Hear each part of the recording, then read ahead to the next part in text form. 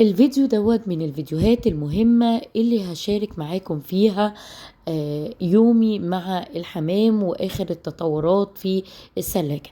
وبجد لو عايز تستفيد ما تعديش ولا دقيقة من الفيديو دوت، ويلا بينا. يوم تقريبا 17/1 قلتلكم اني الحمام عندي حصة، والنهاردة يوم 3/2 يعني الحمام تقريبا النهاردة 18 يوم. ابتدى يطلع اهو اول حصواية خلاص فكت. بصوا بقى انا هوريلكم كده، همسك لكم الحصواية شايفين من قرب. انا عايزة اقول لكم وانا ماسكاها حركة الجنين او الكتكوت او الزغلول داخل البيضة في تنقير عمال يخبط. وفي بعض المربيين للأسف بيبتدوا ان هم يفتحوا البيضة، وهقول لكم ليه غلط ان انت تفتح البيضة وان انت تسيبه براحته، وامتى ان احنا نتدخل ونقشر البيضة. طيب احنا هنشوف كده مع بعض دوت تاني قص. بصوا ده لسه ما فقس، يعني الحصى ما طلعش، بس الاتنين منقرين. ادي واحدة فيهم اهو، شايفين شقة ازاي، وادي التانية. هحاول برضو افتحها لكم كده، يعني اشوف لكم مكان الفتحة عشان تشوفوها معايا اهي. تمام، ونشوف القص التالت. طبعا هو انا المفروض ما اجيش ناحية الحصى عشان ما سببش ازعاج للحمام. بصوا ده رقد، انا حبيت بس اوريلكم. وادي القص التالت برضو هوريلكم، نشوف ايه اللي هيحصل في الحصى.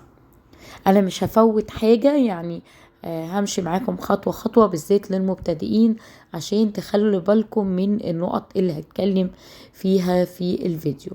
طبعا الورق الشجر دوت من او العروش ديت من الزرع عندي بتنشف عادي ومفيهاش اي مشكلة. واول ما بيبقى عليها زبل بشيله وبغير تاني، هو الافضل طبعا الناشف اهو. بصوا تمام، دي فيها شقة، شايفين التشققات دي اللي انا عايزة اوريها لكم.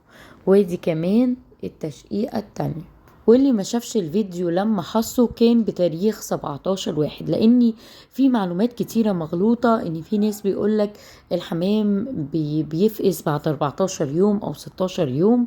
تقدروا تشوفوا الفيديوهات او ترجعوا للفيديو، هتلاقوا الحمام بيحصي اول حصواية يوم 18 والتانية يوم 19. ممكن يبقى يقل يوم او يزيد يوم، يعني عندك ممكن يبقى 17 او 20، لكن مش اقل من كده خالص. وفي الفترة ديت هساعد الحمام او الأسوس في تكوين اللبة، وسهل له عملية التكوين بطريقة اسرع، وزي اساعده لتليين بدال البقوليات بتاخد وقت. لا، انا هجيب له عيش، العيش هيكبر الزغاليل بسرعة وهيكتر لي عملية اللبة وهيساعد الأسوس في الحالة ديت.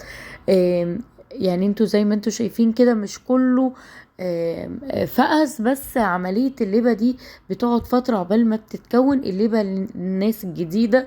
هو عبارة عن سائل الحوصلة بتاعة الحمام، بتفضل تلين كده في سبحان الله في الأكل بتاع الحمام قبل ما يوصل لمعدته، وبيبقى على شبه كده اللبن، وبيبتدي الحمام الأسوس يزقوا بالزغاليل.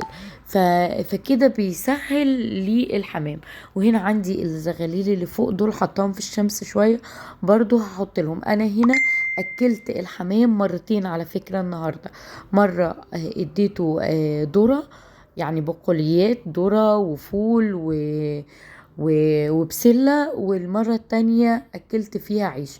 واتبقى هنا كمان شوية عيش، لا مش هرميهم ولا حاجة، هحطهم كمان مفيش مشكلة لو الحمام اتغذى بيهم كأكل تاني او وجبة تانية مش هيضر. احنا قلنا لو احنا اقتصرنا على العيش هو اللي مضر، لاني بيسيب معدة الحمام ومش حلو للحمام اللي بيطير بيتقله او بيراكم دهون، او كتر العيش او الاقتصار عليه ما بيديش التغذية السليمة للحمام. فاحنا هنساعد ونلبي بيه، لكن ما يكونش هو الوجبة الاساسية للحمام. طب ليه بقى احنا ما بنفتحش البيضة وهي منقرة، لان الزغلول وهو بيفضل يرفس يعني داخل البيضة علشان يفتح ويشق بمنقاره او بحركة رجليه، فده بيقوي العضلات. كمان علشان نضمن ان البيضة خلاص لو فيها اي شعيرات دموية خلاص اختفت خالص، وخد كفايته او الوقت خلاص بتاعه اللي هو المفروض بيخرج فيه لوحده. طيب امتى ان احنا نتدخل؟ يعني احيانا في بعض مربيين بيدوا فيتامينات سواء بقى كالسيوم او ادوية خارجية، فدوت بيعمل زي صلابة كده للقشرة، بيبقى الجنين جوه البيضة سليم وبيتنفس ويجي ينقر، هو مش قادر ان هو يشق جدار البيضة، وبيبقى عدى عليه 19 يوم، يعني في اليوم 20 فنشوف لو الزغلول ما عرفش يخرج، في الحالة دي الحالة الوحيدة اللي احنا بنخرج فيه. عايزة اوريكم حاجة كمان. هنا هو ده اللي تحتيه زغاليل، بصوا ابتدى يجمع القش او العروش دي الخضرة اللي انا بعتها له في الطاجن، فكده نعرف ان هو خلاص قرب ان هو يحصي. كمان عندي القص اللي هو دوت الابيض، ده كان رائد على الحصويتين وكنت هديه لحد هدية، وبعد ما نقلته يعني حصلت ظروف عندي اللي انا كنت هديهوله، يعني البطين باظوا من التنقيلات، فهو دلوقتي كمان بيجمع عش. حاجة كمان عايزة أكلمكم فيها، هي حاجة مهمة جدا وخطيرة، يعني ممكن تسبب في أذى الحمام. من يومين تقريبا انتوا عارفين ان انا عاملة منصة على التيك توك، يعني بنزل فيديوهاتي على التيك توك وبنزل على الفيسبوك وبنزل على اليوتيوب. فوجيت انزل فيديو، فهو يعني اثناء التنزيل لقيت في احد القنوات اللي يعني من القنوات اللي بحترمها جدا ومن الناس اللي انا كنت متابعاها، يعني عامل بث مباشر، فحتى يعني كان نفسي ادخل مداخلة بس للأسف البث اللي هو عامله يعني فصل. ليه كنت عايزة ادخل ونركز في الكلام ده؟ عشان كده بقول لكم الفيديو ده مهم. كان في احد المتابعين عنده علق تعليق او بيستشيره في حاجة، بيقول له عنده قص حمام ولما جه يجس النتاية لقى عليها البيضة برشت، بيقول له البيضة زي طرية كده وبقالها يومين ومش راضية تخرج، اعمل ايه؟ يعني انا مش عارفة هو اللي جاوب عليه ولا كان في مداخلة تاني. قال له طب حاول ان انت تطلعها بخلة خلة ودينا اللي هي بتاع الرفيعة دي. اولا خطير جدا ان انت تعمل الحركة دي سواء ودينا او خلة او الكلام دوت، لانك انت ممكن تسبب في كسر البيضة خاصة لو هي بريشت، وممكن يعني تنفجر جوه الجهاز التناسلي للنتاية ويسبب في موت النتاية بتاعتك. ده اولا. تاني حاجة هشرح لكم في يوم او في فيديو يعني عملية من اول البيضة ما بتتكون من عنقود، اول ما بتقع من عنقود البيض لحد الاخراج.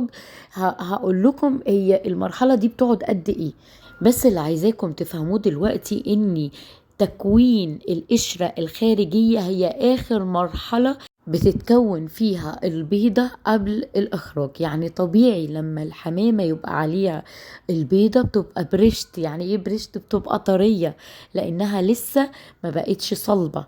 فحضرتك ما تجيش وتقول أنا عايزة أخرجها، سيبها براحتها.